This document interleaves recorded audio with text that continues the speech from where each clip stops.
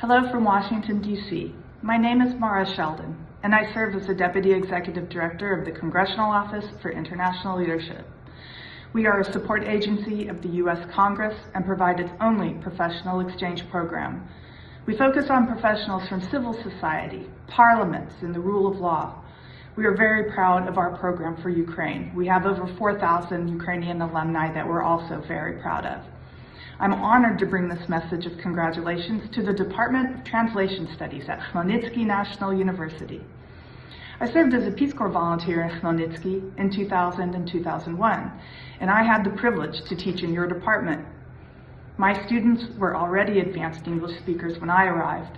My favorite lessons involved using popular music, film, and poetry to expose my students to modern American English and slang. I loved my time in Ukraine, and I hope with all my might for you to win this war and resume your beautiful and peaceful way of life. Congratulations to the faculty and the students of the Translation Department on this occasion of Translators Day, especially those who are studying there now. Slava Ukraini!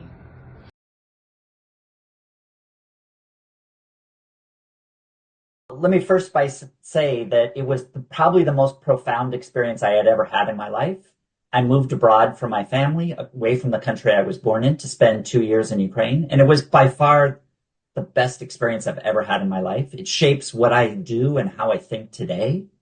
And it really is about embracing the world and recognizing that people may look different, act different, but we are all human beings. We all have feelings.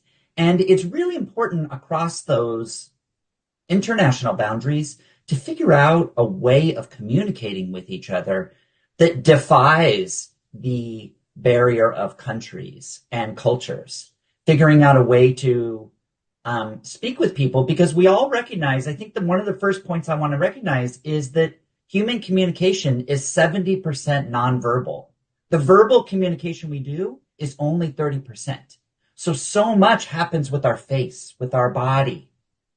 And those are the things that are really important when you perform a translation service, because you recognize that 30% is just the words.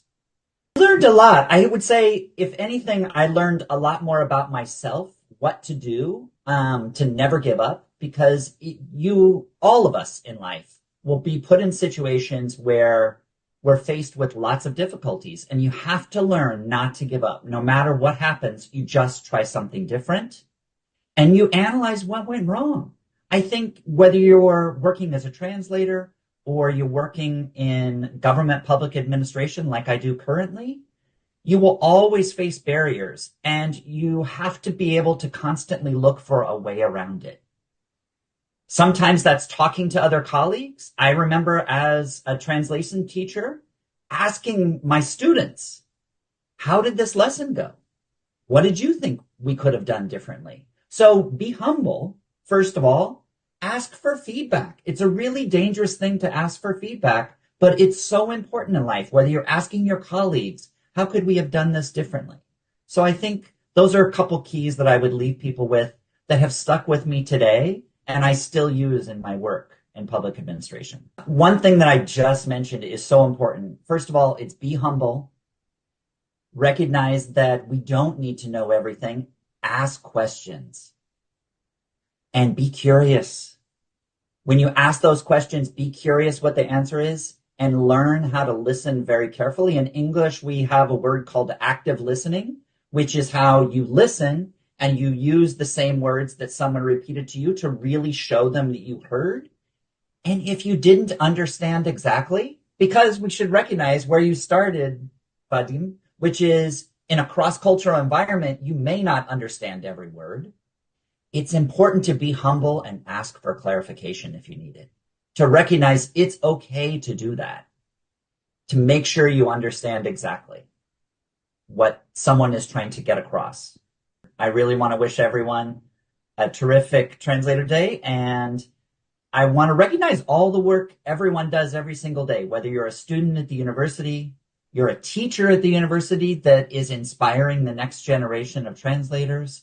Those are two very, very important jobs. You both have dual missions to accomplish the same goal that make our world better, more communicative, and wiser. So thank you.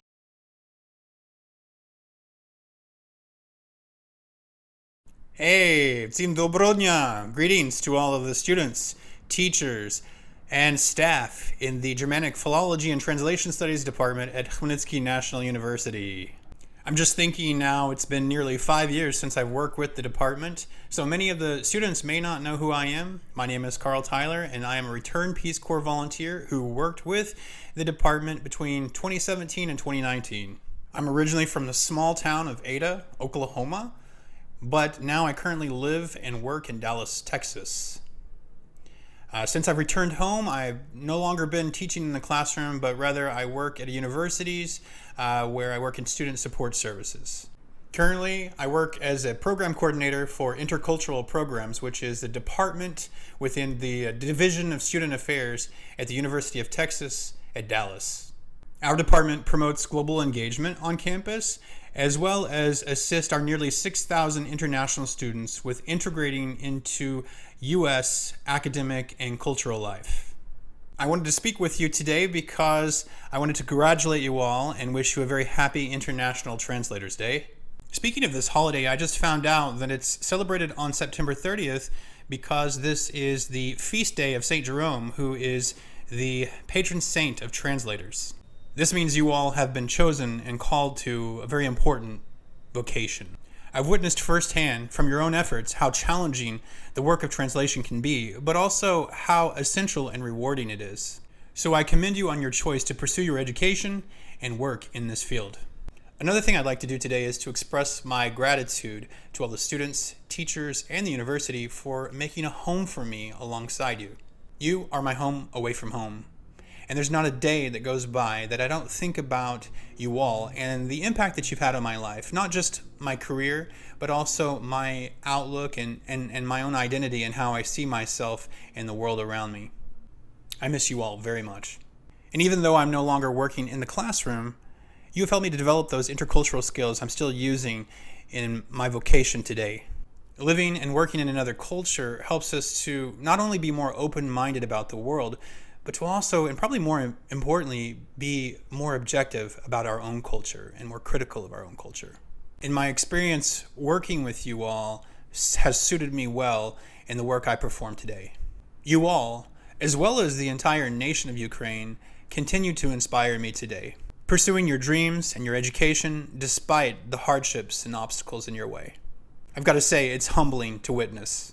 Thank you all for being there for me and putting up with my crazy Americanness and also eating my strange desserts. I miss you all so much, and I look forward to visiting someday soon. Yeah, as soon as I win the lottery, I'll be able to afford to buy a transatlantic flight again.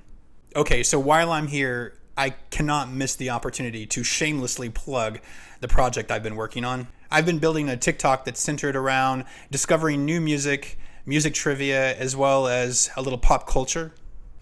If the subject interests you and you also want to enjoy practicing your English listening skills, be sure to follow me at Karlovich. Yeah, that's correct. My TikTok is named after my patronymic. That's how much I love Slavic culture. Again, I love and miss you all. Please take care of yourselves and each other. Slava Ukraini.